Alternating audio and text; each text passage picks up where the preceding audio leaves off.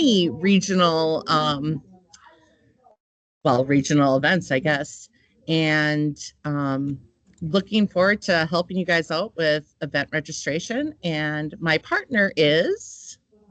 I'm Connie Hernke. I'm the middle school advisor at Wisconsin Rapids Area Middle School. I don't have quite the wealth of the experience that Kelly does, but I also do host regionals at Wisconsin Rapids for the middle school north. So I have that to offer, and I love my community, so I get really involved within the community. In fact, I'm always looking for more ideas, so I'm hoping to have a good discussion here tonight. That's awesome. And don't put yourself down. You know plenty, Connie. You do. I promise. I've learned by going headstrong and just doing it until I fake it till you make it sometimes. Exactly. Fake it till you make it. And that's sometimes just what you have to do. I tell myself the same things I tell the students. People who do things make mistakes, so go do things. Exactly. Exactly. It's okay to make a mistake. You just have to learn from it. All right. So I'm going to start off with the boring stuff, but very necessary stuff if you plan to compete and have that chance to go to San Antonio this June, July. So this has to do with registration, which will be opening up, I believe, the first week in December. What you need to do is make sure that you have all of your members registered through FBLA Connect. All right, so you should be able to connect through that, add your members. It's nice, like returning members, it's just checking some boxes. The new ones, you do have to fill out a little bit more with their name, email address, and grade. And on top of just registering them, you must pay. You have to have it paid, and that due date is December 11th, because the end of registration is the 12th. And with that, I would tell you, especially with the shutdown, which I know has been alleviated, but there's probably a backup. If you are paying from this point on, I would say get a credit card and pay it immediately, because it needs to be through the system recorded as the membership fees being paid. So that's just my own little 2 cents on that. I wouldn't chance it with a check. Any questions about that?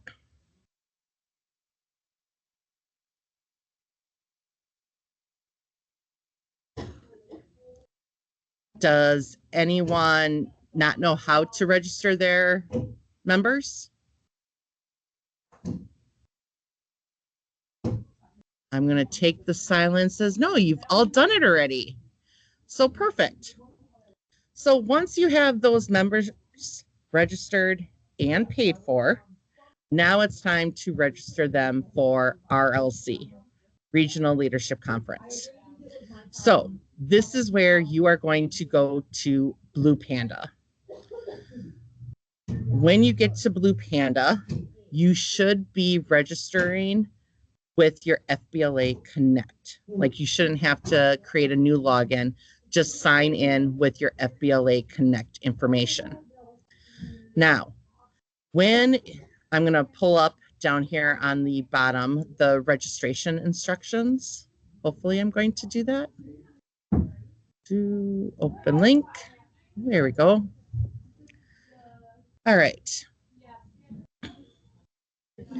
So in this slideshow, which Connie, if you wouldn't mind, if you could share that in the chat, that would be wonderful as I'm going through this. That way they have access to this. This is where you would click on the login with FBLA Connect. The link for Go Blue Panda is right up here on page 1. And then once you are in, you are going to see something very similar to this. Up here at the top where it says group, you need to change that to Wisconsin FBLA. It should be defaulted to national FBLA, but we need to get to Wisconsin. And then you will see current events, and you're going to see RLC available for you to actually register. So then that is where you would be able to click over on the right-hand side and start that registration process. All right, so you select the item, you click on register, and now you're into the actual registration home for that regional. All right, it should be the only thing that you can actually register for at this time, because WFLC is over. So that would be a past event. So this should be the only current event. As you can see on the left-hand side, there is general, attendance, housing, competitions. I think that says elections and store. This is the part that's a little bit different, is the fact that some regionals might have a store. They might be offering a t-shirt for their regional, or they might be offering something a little bit different that might cost additional funds. That's going to be found in the store. All right. But the big thing that you need to realize is that over here, okay, you're going to click on attendance to start adding the members in.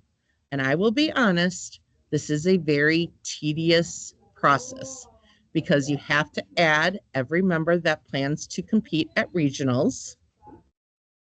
And you then have to select the event for each. But it's not that bad. As long as you have a spreadsheet for yourself that it can be easily accessed and it's easy to add those information in. There is an issues button as well down here in the bottom right-hand corner of that home screen. So in this demo that is being shown, 2 issues are being shown. That means you're not going to be able to submit your form until those 2 issues are alleviated. All right. So red means it's a critical issue. Okay. You're not going to be able to submit. Orange, however, if it's an orange color box, you will be able to submit your form. And green means you're good to go. Awesome. Okay. So that's the home screen. We're now going to focus on the attendance, how to add the members.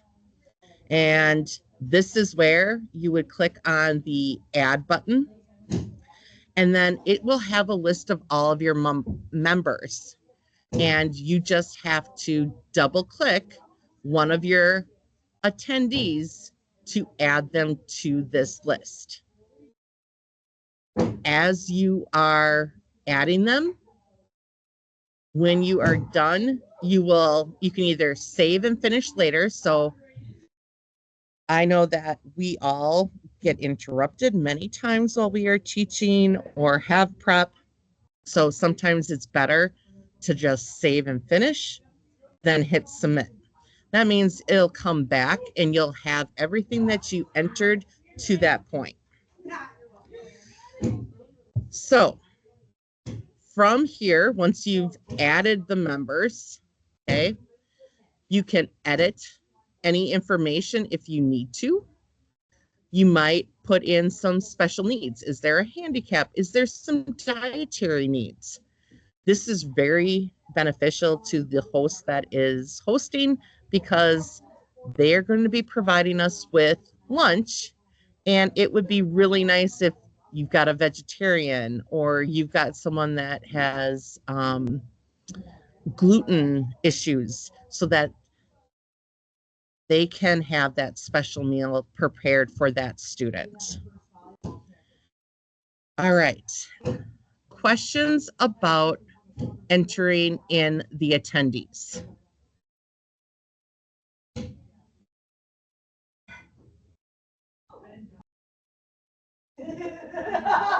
Okay, I'm going to take silence again as you got it.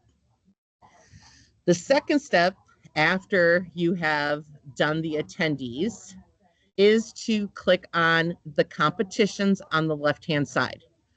Regionals has no housing, so that is not something that you need to do. Jen, if you're still on, do we go through Blue Panda for housing? I thought we had a different website. Correct. We use the website from Discover Green Bay.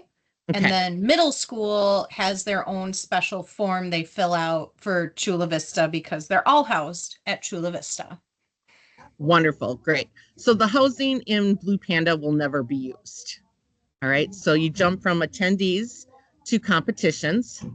And now this is where, again, you're going to hit add and you're going to see a list of all of the competitions.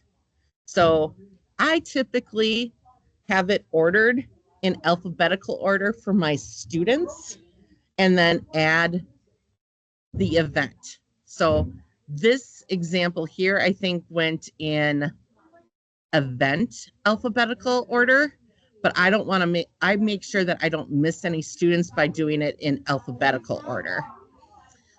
And so when you do that, you click on add, you're going to select the event that you want that student to compete in, and then you're going to assign the student. Remember that with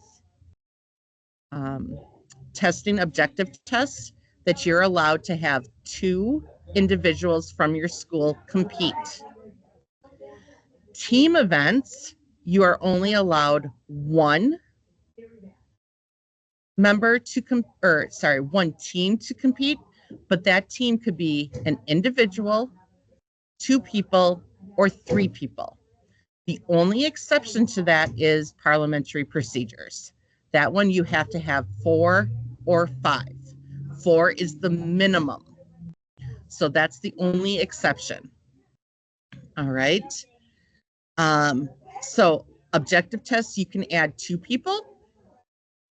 Team events, it's just 1. All right. So here is where you have selected your event. So this is marketing, and you can see the available students that you've registered already. And then you can click the arrows in between the 2 boxes to move them to the assigned. When you're done, you will click save. So that is how you actually assign the competitive events. Just as a reminder, remember that there is prejudged events. Those have a window in January. I believe it's like maybe January 6th, and I'm going off the top of my head, so I apologize if I'm off a little bit. And it's a 2-week window, 10 days of school that it is open. And your proctor will have to give those objective tests. Remember to think about swimming, wrestling, basketball, show choir, mock trial.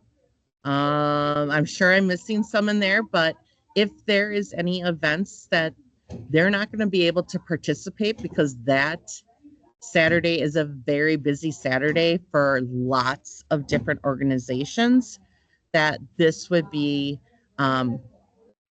the fact that you need to make sure that they can attend.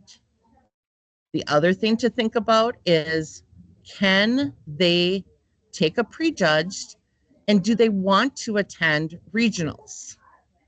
Because that's going to help out the host in knowing how many meals.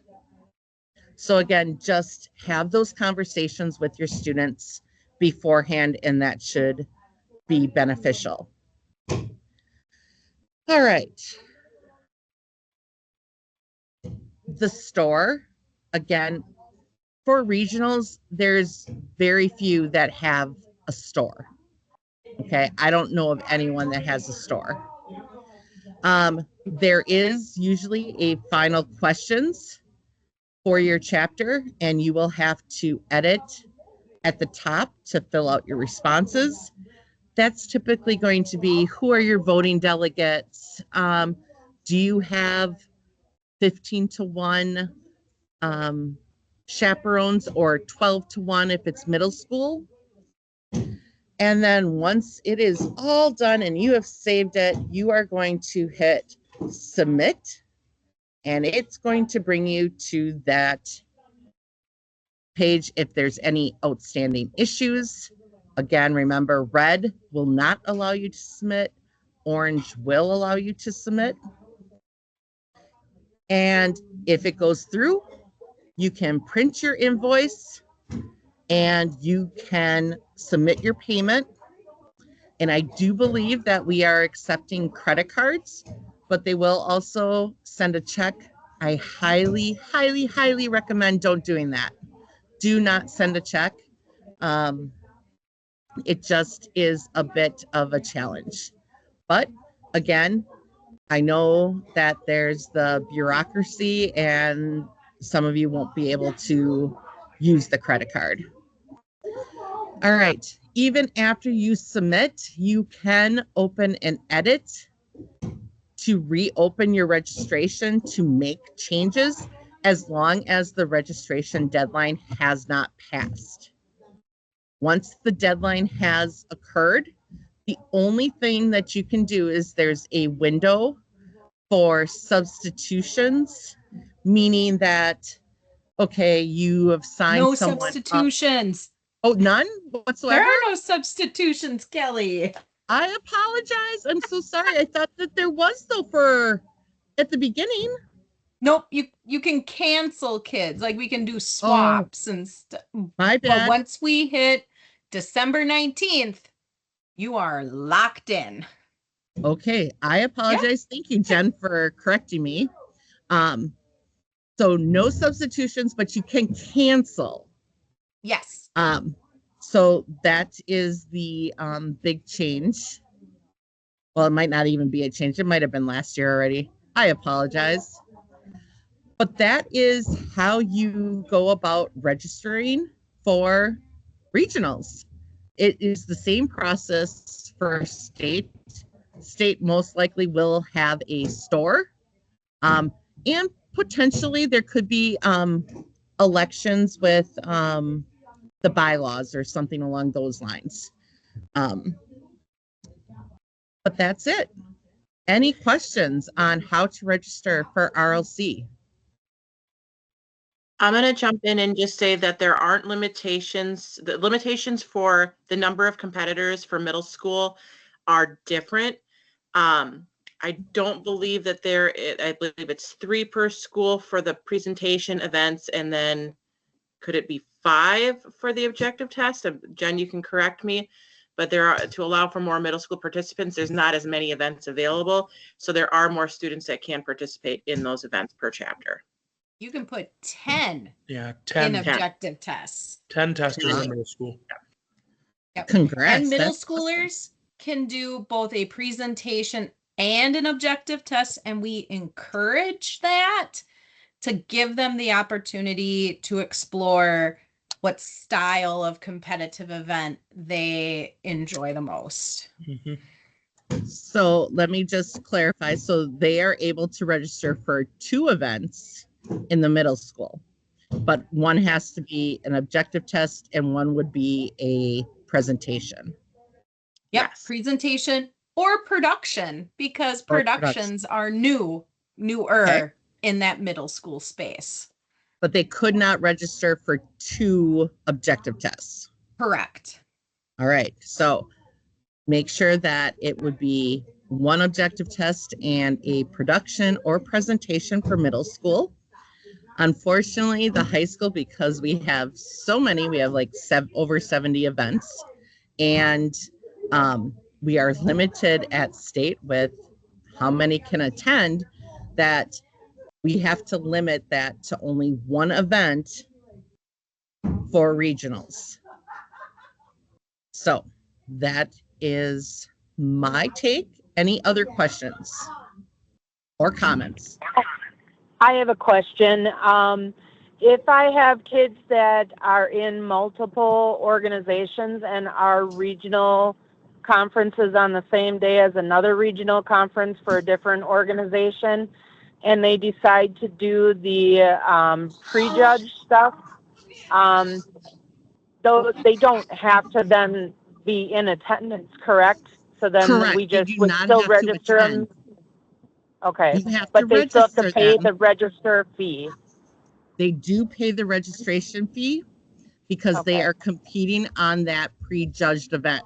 So there's still people that are going to be, or the service that's going to be judging, or not judging, but grading those tests, as well as the fee for taking the test. So yes, you do have to register those individuals if they're going to do a prejudge. They do not have to attend, and one of the options in registration will be registering for RLC, but not attending. Registering for RLC, attending. So you will get that choice. And that's why it's kind of nice if you have that conversation with students to say, hey, I know that you're doing a prejudge. Do you plan on attending? Now, if someone decides not to attend that said they were going to, I just suggest that you email your host just to let them know. That doesn't change anything because you've already registered them. They've competed. It just is going to help them with that food count. Okay, perfect. I appreciate it. Thank you. Yep, no problem. Any other questions? All right, I'm going Sorry, to then. I have a question. Oh, I couldn't figure out how yes. to turn my mic on. No, that's okay. So I'm looking at the calendar here and it says high school RLC receipt deadline. Is that different than like the actual window that they have to register for events? Like when does registration close? So registration closes on the 19th. Okay. No, So- Ellie. Oh, The 12th. the 12th, Right. sorry. Oh, so it's a 1-day window.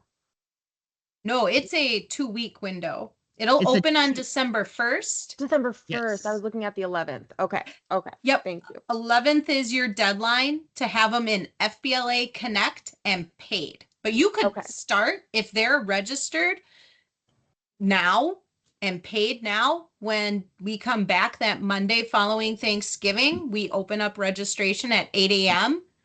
or whenever I get the system to open up for me. And then it'll run until 4 p.m. on December 12th. Okay. Thank you. Okay. So that's the registration. The part that you were talking about with the receipt, that is when the payment needs to get to the host.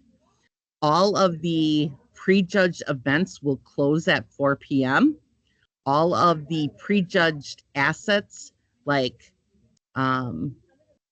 business plan, would be uploaded.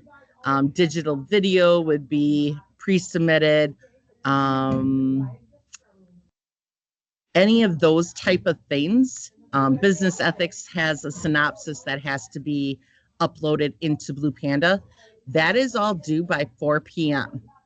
If you are running a regional VP, you would need to have that candidate's bio and the budget submitted to the school, or I'm sorry, submitted to either the host or to the state. I'm not sure. I'm sure it's like a WUFU form that you submit. Regional Community Service Award is also, so if you've done any community service throughout the point of September 1st to January 16th, you would report that, and then you'll get placed for, I think it's the top 5, get a certificate at regionals, and they're acknowledged there. So that is all that is due on January 16th. Okay. Does that help you? Yes. Thank you. Okay. Any other questions before we? These are all great questions, and I am so thankful that you guys are asking them. Oh. Do they have a limit of how many people can sign up for one event? So like, let's say I want to do I have one kid doing an intro to business, but like 9 other schools is also doing. There's no limit on how many people. Not how No. many schools, but how many Right. individuals from your school is limited to 2.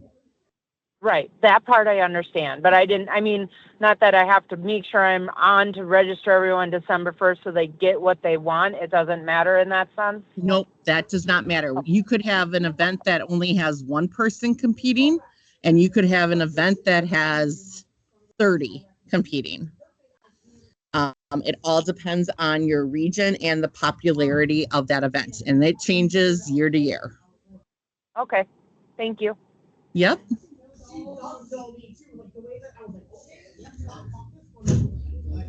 All right. I'm trying to get back to the actual show. Oh, there we go.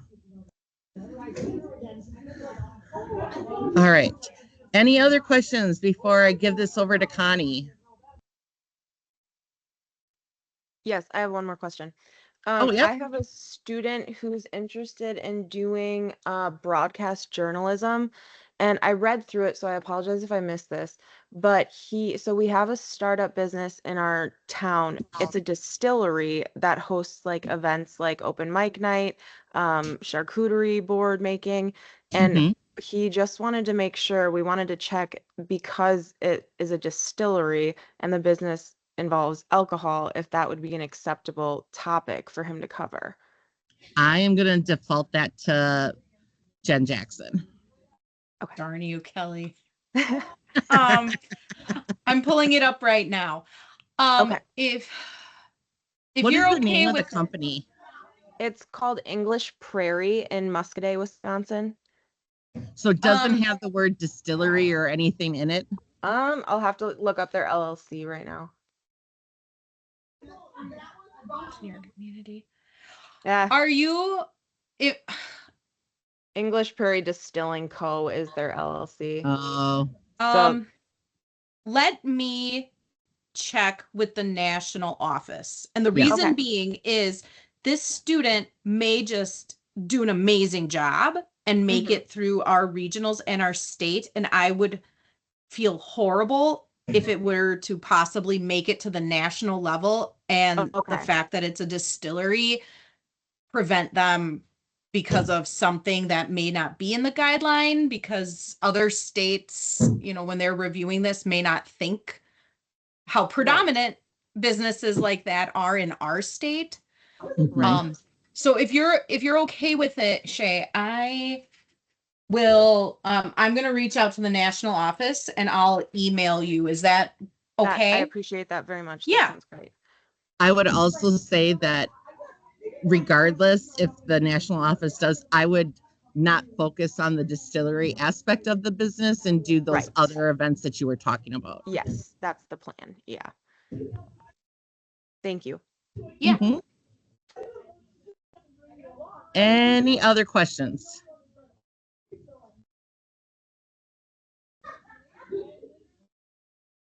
All right, Connie, I'm giving it to you. All right. So, community service, you just saw on the calendar that Kelly had that you can submit stuff for regionals. That was news to me. I learned something new on this meeting. That's high school only. One of my goals as an FBLA advisor is to just make sure that my students are involved and visible in the community, showcasing the great kids that they are. And when we think about community, I'm careful not to just think about, it involves our school, our community at large, and other partnerships with like with Alzheimer's Association, which used to be March of Dimes.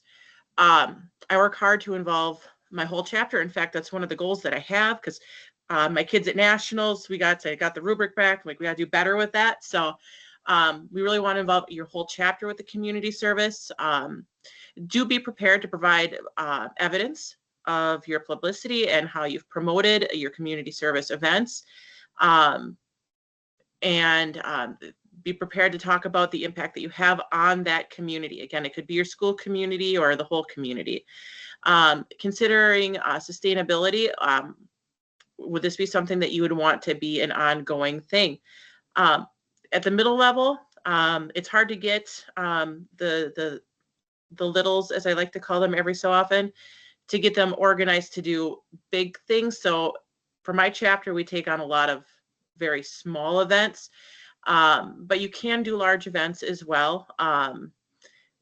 It's just when I think about community service for my chapter, I'm focusing on a lot of again, showcasing how the kids are doing, what they're doing in school, what they're proficient at, and then I'm also wanting to have them build those leadership skills and make those connections in the community. I try to be in the school and outside of the school as well. Kelly, if you want to click the next button. So those are some of the goals with my chapter. I would encourage you, if you're doing your chapter event on this, to check your guidelines. I'm familiar with the middle school ones. The high school ones probably are going to be a little bit more in depth and have a little bit more meat to them. But these are things that I've done just as a middle school chapter. I have a sizable chapter, but large events, I've not done the hosting an Alzheimer's walk. You can attend a local Alzheimer's walk, and then just form a partnership with other organizations. So we've done Humane Society, the Community Center. We've done with Marshfield Clinic, the elder care program there. We like blankets and whatnot for the elderly. We do lots of small fundraisers too, for the Humane Society, local families, negative lunch balances. I can tell you the teachers in my building, incredibly grateful. We ran out of tissues last year. We did a fundraiser. We saw a need, we met a need. And the one we're doing this week, actually, we're in the middle of, is we're raising money for Rapids Backpacks Home. We're going to get some cake mix and frosting for kids that have food insecurity within our district. Coloring for the elderly, that's an easy one to get the whole chapter involved in. We do the Love Your Community food drive, blankets for the hospital, our penny war. That's not a penny war. We're going to do a dollar dash. Pennies are a problem. So that's just a lot of the things that I do in my chapter to showcase my leadership team does a lot of these things. They're the ones that are deciding who's benefiting and things like that. But when you're doing middle school, they're always looking for ideas. And again, a lot of this gets showcased on our community service presentation that we take to state and then to nationals as well. This is just my middle school perspective. Again, I would love to hear anybody who would have anything to add as far as goals that you have for your high school chapter, or larger events if you want to just bite one big thing off and let the kids run with it. I'm going to just jump in and say, so Chilton last year, if you're in like Northeast Wisconsin, there was a house near Fond du Lac in Fond du Lac County that ended up having like 90 dogs in the one house. And so they got all taken out and had to be divided between 3 humane societies. And they were overflowing. They didn't have the resources. They didn't have the food. They didn't have any of that. And they had to like shave all their hair because it was all matted, and there's a lot of things. So we just focused all of our community service on that one. So all fun. So we did a lot of the small projects. We did a Chuck-a-Duck fundraiser at a basketball game to get close to whatever sign it was that we had out there. We did a pet food drive.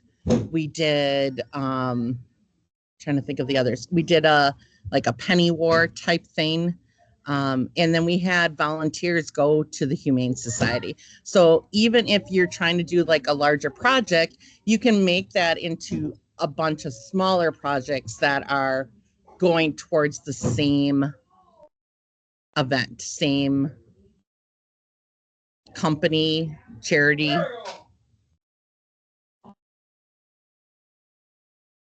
Yeah, the same cause. So it's, and that's a great way to build partnerships is by working with like the Humane Societies, or I know the community center in Rapids, we've worked with it a number of times with our food drive or with our slushy sales. And it's a great way to, and then What's really nice is a lot of those organizations, they'll send you that letter so you have that great documentation, that evidence. And then that's something that you can really showcase and let your broader school community be aware of what you are doing in your chapter.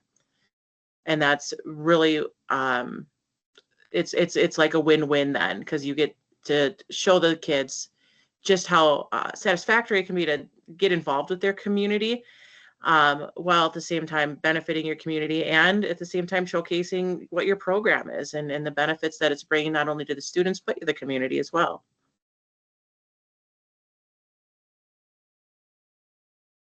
So I guess I would open it up if anybody had any questions. With Kelly here as high school, she would be more than capable of answering any questions. I loved the idea with sticking with one organization. It's just really important just to get involved. So.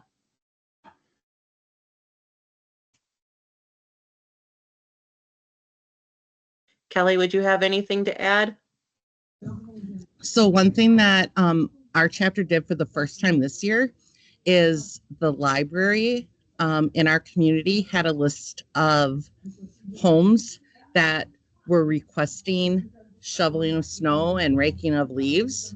And so this fall, unfortunately, you set the dates ahead of time, and we kind of had a late fall.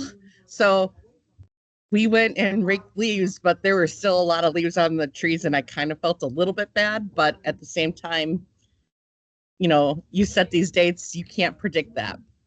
But we went and raked, my chapter did 5 or 6 different homes. And then once winter comes, we will be doing some shoveling of snow and that sort of thing. I'm not sure. My leadership team has to make that decision. Are we doing this every time it snows? Is it so there's some logistics that need to get figured out, but that's one thing that I know that we're doing.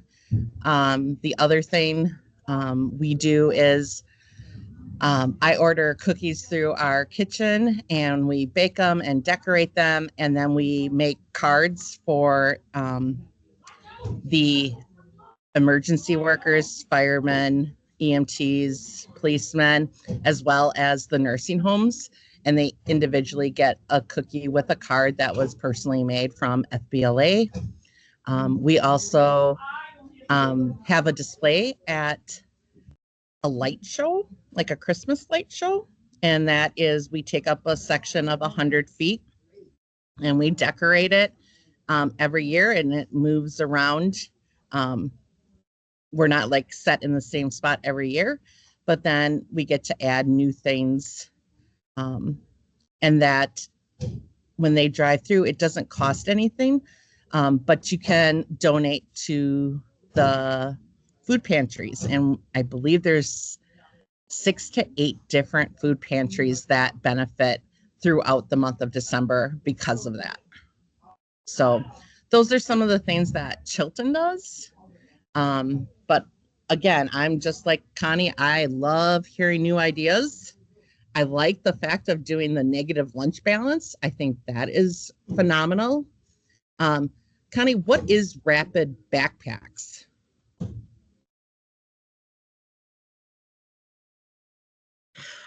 Rapid Backpack is it's a program that's done through our, I think, is it Title IX? I'm sorry, I'm relatively new to teaching. The homeless coordinator. So the students that are identified as such, they get a backpack once a week full of non-perishable foods to help in that environment. And it's usually a lot of non-perishable goods. They also get coupons for eggs from Quick Trip and oil, I think maybe from Quick Trip last time I talked to the coordinator. Our goal is to send some cake mix and frosting, knowing that they're getting oil and eggs, that way kids can have a birthday cake. So that was one of the things that was brought to our attention, is that, boy, it would sure be nice if we could make sure they had a birthday cake. So all the students with our slushy sales this week, we're going to be getting them cake mix and frosting to send home in the backpacks. So then we'll know how many we've helped impact. And then we get to go shopping for cake mix, and the kids like that too. We take the leadership team and we get the cake mix that they think will be best suited for those families. And it's just really rewarding. And the kids just love getting involved with that kind of a thing. And I'm really lucky to have a food service manager in my building who's really on par. We get to sell slushies during lunch 1 week out of the trimester. She says that's it. So I think she's bending the rules a little bit for us there. But but it has benefited her program too a little bit with a negative lunch balance. That's one we've done now twice. And we have to work with our central office for that because of course they're not going to tell us who the students are, but they do give us numbers. There's, we helped 16 families or 16 students.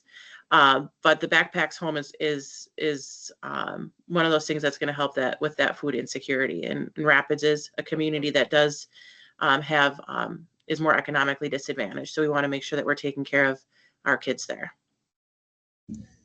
That is awesome, Connie. I love that idea. We're not quite we're close, but we don't quite hit that title. Is it Title I? For that, but we're a few percentage points off, so it's still a need. And I love the fact that they give oil and eggs. I know one year we did a perishable food drive. So like eggs, dairy, cheese, meat, that sort of thing because there's not a lot of that's being donated to food pantries and stuff. And so that helped out a lot. And one of the things when we talk about food drives, I always put in the announcements, hey, we're doing Love Your Community, bring in non-perishable food items. And I had an officer that was really zealous last year, and she started turning away kids that had brought in food that was expired. We need to make sure our leadership team, this is just a little bit of an experience because that the students were really embarrassed that they had brought in expired food. I told him like, no, we will sort it out afterwards. We don't need to be, nope, we're not doing that. We gotta be kind to this person too, because they're bringing that in. So I kind of had to have a chat with the kiddos. I'm like, yeah, I know it says none, but we're going to just not be checking it when it comes in. It'll be fine. We'll sort through it later. So food drives are a little bit of a touchy subject. For our food drive, what we do is even if we open it up for the whole school, and then if we put their name in a drawing, we have a little Plinko board. They can put their name in a drawing or get a slushie or whatever. And then, so we like to reward kids for participating. But then last year, one of the kids came with us on the Bucks trip to Milwaukee, and it wasn't a member. It was just a kid from school. So they were getting involved and they were belonging, with FBLA. And we gave them a t-shirt. This year, we'll probably be doing a Brewers game instead. But it's a great way to get kids involved that otherwise might not be involved too. That's great. We've had homeroom battles like with the penny war, dollar war, however. We've also done where we've gotten a few teachers to be willing to do something kind of crazy, like be taped to the wall, dye their hair pink. We even had a teacher that was brave enough to have a student cut their hair in front of the assembly, which God bless her, that worked. But oh my goodness, you put money into whichever one you wanted to see. So there's a lot of different ways of doing this. But the main idea would be, what does your community need the most? And try to fill that need. I agree. So we just always watch, I don't know how it is at other schools, but I'll get an email every so often about a student that has a particular need. Or right away at the beginning of the school year, we had a student who lost their home due to a fire.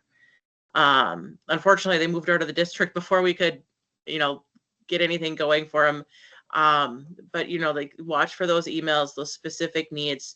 There's always this news. Wherever there's a problem, there's got to be a solution. So you just, and it's hard to pick one. And I think that's why I get a little bit scatterbrained and we do different organizations, because I just simply want to see the kids get involved with as many things as they can.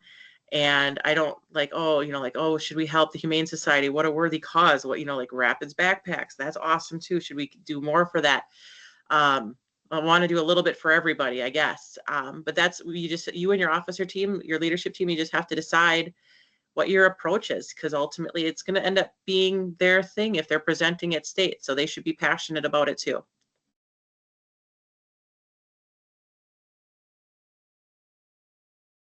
Does anybody have anything they'd like to add or share? You guys shared such amazing stuff, but you forgot about our Outstanding Community Service Contributor Award that kids can get individually recognized on. So I'm wondering, Kelly, if you're willing to jump to our website, or if you need me to take control, I can do that too, or whoever's running. I'll let you take control because I was trying to exit my slideshow and I stopped sharing. So, all right. So for both middle and high school, so this is available to both. We've created, we have all these great things for the chapter, but we knew kids were doing great things individually. So we have created our Outstanding Community Service Contributor Award. And all it is you as the advisor recognizing your students who have done at least 25 hours of community service at the middle school level, or at least 50 hours at the high school level. And you can recognize more than 10. We've only set it up that you can name 10 kids at a time. You maybe have to fill out the form multiple times. But we want to give them a ribbon. We want to acknowledge them because we know we have so many student members that are doing great things and supporting the chapter's community service work, or maybe their own volunteerism outside of FBLA, and your school is collecting that. So just little recognition. So if you were on our website, middle school awards and recognition, this is what that looks like. Or under high school awards and recognition, it's there as well. It's just another way to then recognize those individual students beyond doing like our community service awards and things like that. So Jen, just to clarify, that is 50 hours throughout freshman to senior year, correct? Correct. Yes, it So can this be is not in cumulative. 1 year. Correct. And the same, like, so middle school being 6th, 7th, and 8th, they can accumulate it because so many schools keep track of that. You're keeping track of it individually, amongst your chat, who's showing up and who's shoveling that snow or packing those backpacks. But this is just another recognition. And at high school, it's ribbons. These kids loved collecting ribbons at state conference, and we're going to plan to like put their names up on the slideshows and just recognizing the good and the volunteerism they're doing. Thank you for bringing that up, Jen, because that is awesome. I did remember that this was going on, but again, there's a lot. And as an advisor, I do think that this one is important because that individual recognition is just as important. One question, Jen, I did have, if you recognize a student who's a sophomore or a 7th grader and they hit that 25 hours or 50 hours, could you recognize them again if they increased? Yes. You would still need to include their name each year you want them recognized. Perfect. I just wanted to clarify so that give them that recognition each year. That's awesome. Yep. If they've done the work and done the good deeds, put their name on that form every year. We don't recognize them at the regional side of life. State, though, we want to recognize them.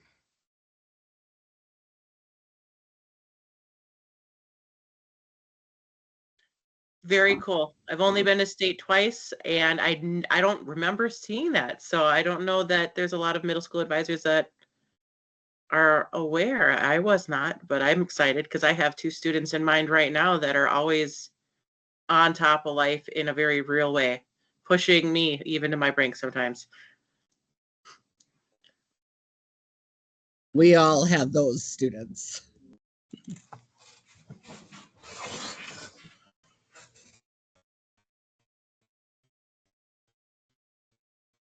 If there's no other questions on either registration or community service, what questions do people have about not those things as well? I know this is a busy time of year with everything FBLA wise, or it's ramping up to be that. What questions does anybody